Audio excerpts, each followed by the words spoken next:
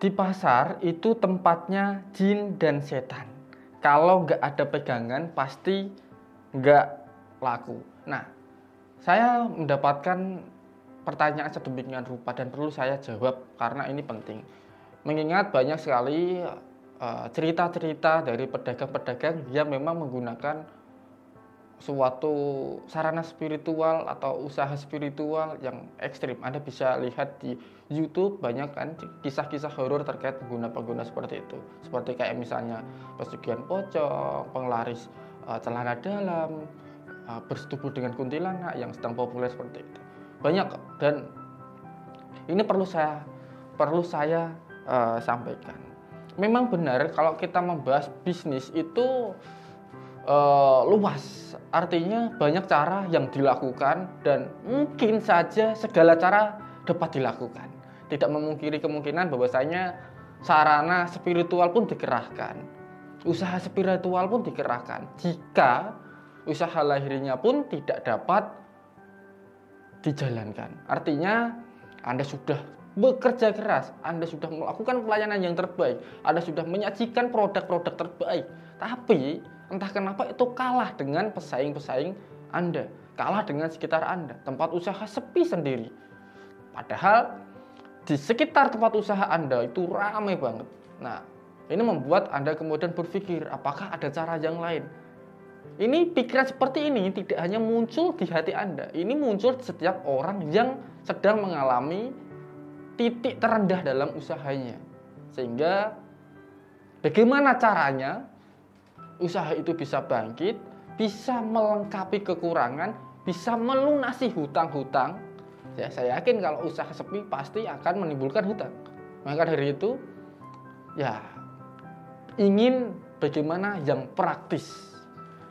Perlu Anda ingat, yang praktis itu banyak. Tapi yang pasti berhasil itu tidak tentu banyak. Bahkan dari 1000 orang, 1% orang yang berhasil dengan cara-cara seperti itu. Nah, perlu digarisbawahi, orang yang memang gagal dalam usaha-usaha spiritual adalah orang-orang yang tanpa adanya bimbingan, yang tanpa adanya arahan, dan hanya terpengaruh oleh iming-iming belaka yang tidak masuk akal. Salah satu contoh adalah uang tiba-tiba datang dalam kamar dengan jumlah sekian, yang kita kenal dengan uang gaib. Itu Anda jangan sekalipun berkecimpung atau tertarik di dunia tersebut. Yang ada malah Anda semakin jatuh. Nah, kalau Anda memang ingin mencari solusi, carilah guru spiritual yang paham tentang entrepreneur. Artinya dapat membimbing Anda untuk mengembangkan usaha. Selain itu, dia juga berkompeten dalam hal spiritual. Ya, sarana yang diberikan benar-benar sarana spiritual yang top. Sarana spiritual yang benar atau tahu cara kerja dari usaha spiritual. Usaha spiritual seperti apa, Mas? Misal, sarana spiritual itu mengandung energi ya.